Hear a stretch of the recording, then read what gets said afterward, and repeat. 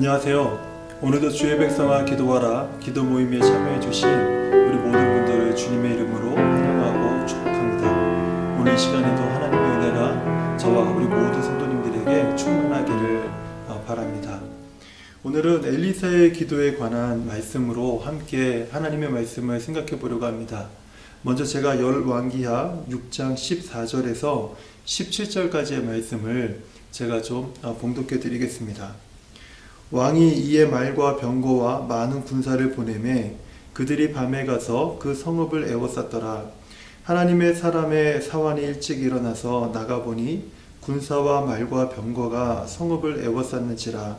그의 사환이 엘리사에게 말하되 내 주여 우리가 어찌하리이까 하니 대답하되 두려워하지 말라. 우리와 함께한 자가 그들과 함께한 자보다 많으니라 하고 기도하여 이르되 여호와여 원하건대 그의 눈을 열어서 보게 하옵소서 하니 여호와께서 그 청년의 눈을 여시매 그가 보니 불말과 불병거가 산에 가득하여 엘리사를 둘렀더라. 아멘. 오늘 이 열왕기하 6장의 배경을 제가 잠시 좀 말씀드리도록 하겠습니다. 아람 왕이 북이스라엘을 치려고 군대를 보내면 오늘 본문에 등장한 하나님의 사람 엘리사가 아람의 군대의 그 모든 경로를 이스라엘의 왕에게 그것을 다 알려줍니다. 그래서 이스라엘 군대가 아람 군대가 올 곳을 미리 알고 매복해 있다가 매번 그 군대를 퇴치하는 그런 일들이 종종 있었습니다. 이것이 한두 번 일어난 일이 아니라 여러 번 이런 상황을 겪다 보니 아람 왕은 마음이 많이 불편해졌습니다. 이게 어떻게 이런 일이 가능한가? 이게 분명 우리 중에 스파이, 내통하는 자가 있지 않으면 그럼 이것은 불가능한 일이다. 이런 생각이 심중에 가득했던 것입니다. 그래서 이제 자기 믿을 만한 사람을 시켜서 은밀히 이제 내부 조사를 시작했던 것 같습니다. 그 내부 조사를 하는 중에 어떤 한 신하가 이제 아람 왕에게 와서 이런 보고를 합니다. 이스라엘에는 엘리사라고 하는 선지자가 한 사람이 있는데 그가 기도할 때 왕께서 침실에서 하는 말조차 이스라엘 왕에게 고한다고 합니다. 이런 보고를 이제 그 아람 왕이 듣게 됩니다. 그러자 이제 아람 왕은 엘리사가 어디에 거주하고 있는지 확인을 하라고 사람을 보내서 시킨 후에 그 거주지가 확인이 되자 엘리사 한 사람을 잡기 위해서 아람의 군대를 이제 보내게 됩니다. 그래서 엘리사가 살고 있는 도단 성읍이라는 곳에 아람의 군대가 도착을 해서 그날 밤 저녁에 소리도 없이 그 모든 성읍을 모든 그 아람의 군대가 다 둘러싸고 포위를 해버립니다. 그리고 다음날 아침 일찍이 엘리사의 사환 하나가 일찍 일어나서 밖에 나와 보니까 세상에 그냥 아람의 군대가 자기 마을을 다 그냥 포위하고 있고 살기등등한 시선으로 자기 그 주인이 있는 엘리사의 집을 막 노려보고 있는 그런 그 광경을 보게 되는 것이죠. 그래서 이 사환이요 깜짝 놀래가지고 이제 엘리사를 깨웁니다. 엘리사를 깨우면서 이렇게 얘기를 해요. 내 주님, 이거 우리가 어찌해야 됩니까? 이거 우리가 어찌해야 되겠습니까? 우리 이제 죽을 것 같습니다. 이렇게 이제 두렵고 떨리는 마음으로 이제 자기의 주인인 엘리사에게 이런 말을 합니다. 그런데 엘리사는요, 이 사환의 말을 듣고 같이 막 덩달아서 깜짝 놀라고 이런 것이 아니라 엘리사는 아주 담담한 어조로 이렇게 얘기를 합니다. 두려워하지 말라. 우리와 함께한 자가 그들과 함께한 자보다 많으니라. 두려워하지 말라. 우리와 함께한 자가 그들과 함께한 자보다 많으니라. 그리고 나서 엘리사가 자기 사환을 위해서 기도를 해줍니다. 여호와여 원하건대 그의 눈을 열어서 보게 하옵소서. 여호와여 원하건대 그의 눈을 열어서 보게 하옵소서. 엘리사가 이렇게 기도를 마치자 하나님께서 그 사환의 눈을 여셔서 자기들을 둘러싸고 있었던 아람의 군대 그 뒤편으로 온 산에 하나님의 군대 불말과 불병거가 온 산을 에워싸고 이미 아람 군대가 자기를 포위하기 전에 이미 하나님의 군대가 엘리사와 자기를 호위하고 있었다는 사실을 그제서야 이 사환이 보게 되는 것입니다. 엘리사는요, 이미 이것을 먼저 보고 있었다라는 거예요. 하지만 사환은 이것을 보지 못했지만 엘리사의 기도를 통해서 사환도 엘리사가 바라보고 있는 그 하나님의 군대를 볼 수 있게 되었던 것이죠. 엘리사의 기도는 정말 짧았습니다. 하지만 이 짧은 기도를 통해서 오늘 성경은요, 엘리사의 기도를 통해서 우리에게 한 가지 기도의 필요성, 왜 우리가 기도해야 되는가, 그 기도의 필요성에 대해서 오늘 우리들에게 말씀하고 있습니다. 우리에게 기도가 필요한 이유는요, 기도는 감겨있는 우리의 영적 시야를 열어주기 때문에 우리는 기도해야 된다는 것입니다. 이렇게 말씀을 드리면 우리는 기도를 통해서 아주 신비스러운 주문 같은 것을 배울 수 있다고 생각하시는 분도 있을지 모르겠습니다. 하지만 기도는 어떤 신비로운 주문을 걸어서 하나님의 능력을 끌어내는 어떤 알라딘에 나오는 지니의 램프와 같은 그런 것이 아닙니다. 저는 열왕기하 이 6장의 사건은 사도행전에서 소개하고 있는 성령의 충만과 연결되어야 된다고 생각을 합니다. 오순절 다락방에서 기도하던 제자들은 바람처럼 불처럼 임하시는 성령의 충만함을 그들은 경험했습니다. 그리고 성령의 충만을 받고 그들은 변화되었습니다. 그 변화된 이후에 이 제자들은요, 보지 못했던 것들을 보기 시작을 했고요, 성령의 충만함을 통해서 듣지 못했던 것을 듣게 되었고, 이전에는 말할 수 없는 것을 말하는 사람이 되었습니다. 이전에는 가지지 못했던 용기를 이들은 가지게 되었죠.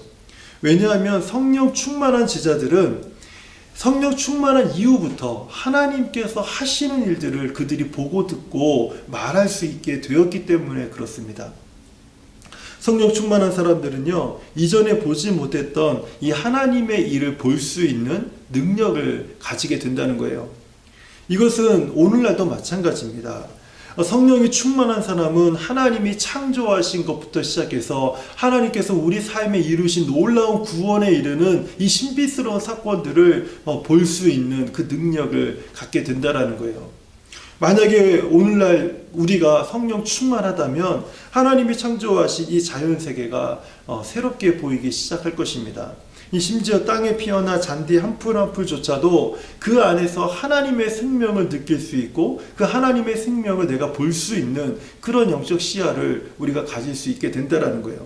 나아가서 내 주변에서 일하시는 하나님의 일하심을 우리가 볼 수 있게 된다는 것입니다. 어떻게 이것이 가능합니까? 우리가 기도하면서 영적 시야가 열린다는 것은 하나님의 성령이 충만함으로 인해서 하나님께서 행하시는 영적인 일들을 우리가 바라볼 수 있게 된다는 의미이기 때문에 그렇습니다.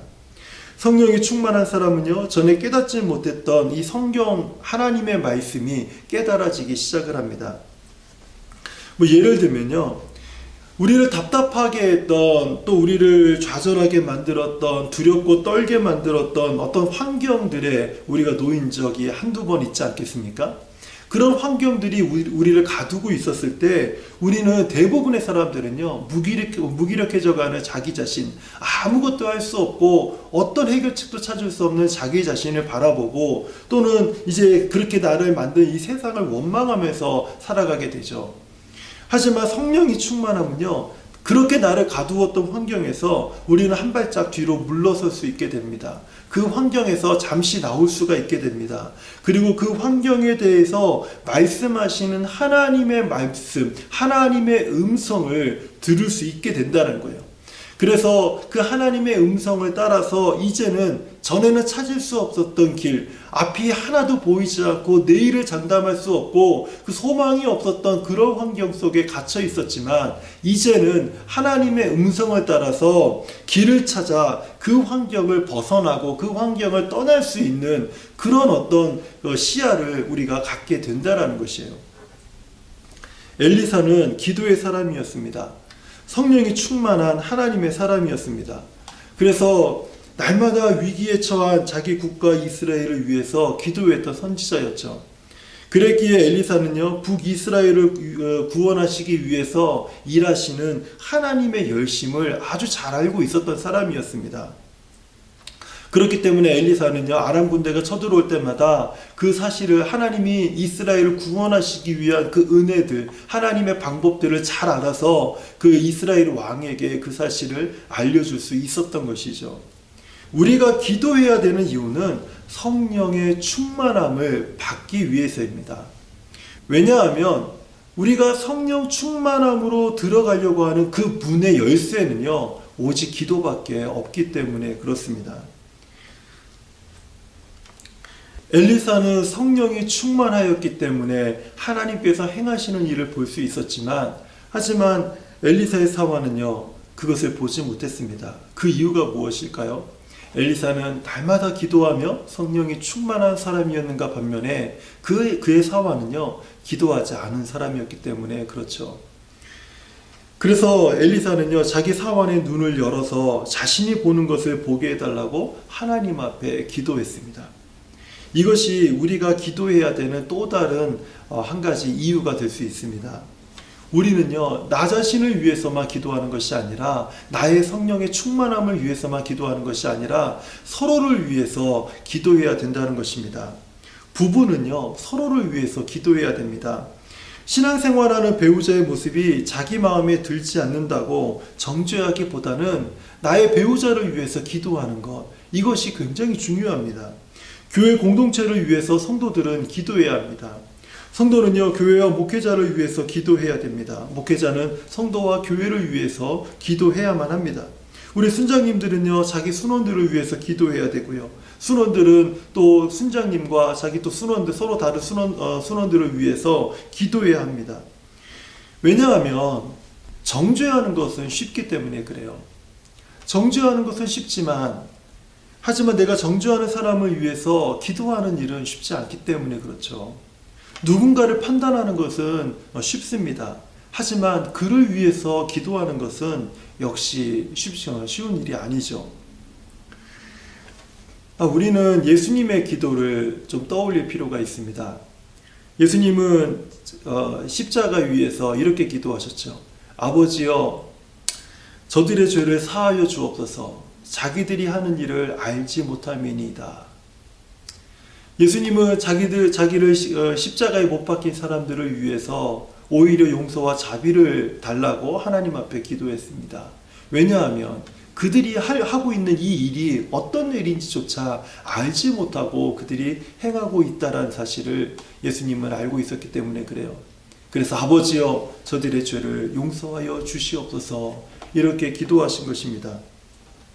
우리가 정죄를 멈추고 판단을 그치고, 그리고 우리가 기도하는 것은요, 예수님의 기도를 따르는 아주 중요한 걸음이 되기 때문에 우리가 기도해야 되는 것입니다. 주의 백성아, 기도하라. 우리는 똑같은 기도 제목으로 이미 수개월 동안 매주 금요일 저녁에 함께 기도하려고 노력하고 있습니다. 우리가 왜 이렇게 기도해야 될까요? 그리고 꼭 이렇게 기도해야만 할까요? 우리는 이미 수개월 동안 우리 주의 백성아 기도하라 이 모임을 시작을 하고, 그리고 우리가 똑같은 기도 제목을 가지고 우리가 반복해서 기도하는 시간을 보내고 있습니다. 그러다 보니 이런 생각을 한 번 정도는 가져볼 수 있는 그런 시기가 되었다고 저는 생각이 듭니다. 하지만 우리가 기억해야 될 것이 있습니다. 이 시간은요, 우리를 위해서, 누군가에 의해서 준비되어 있는 시간입니다. 그리고 우리 손에는요, 기도의 제목이 주어져 있습니다. 그렇다면 우리는요, 기도해야 합니다.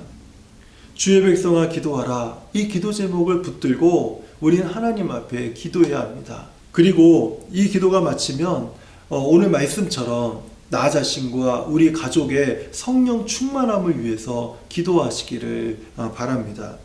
우리가 기도를 쉬지 않을 때 하나님은 감겨 있었던 우리의 영적 시야를 여셔서 우리도 엘리사처럼, 그의 사환처럼, 그리고 많은 성령 충만한 믿음의 사람들처럼 우리도 우리 주위에서 일하시는 하나님의 일, 하나님의 능력을 경험할 수 있게 될 것입니다.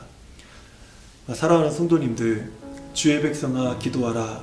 이 제목이 우리들에게 메시지가 되어서 정말 기도함으로 성령 충만함의 문을 여셔서 이제는 성령 충만한 하나님의 사람으로 살아가는 저와 우리 모든 성도님들 되시기를 주님의 이름으로 축원합니다.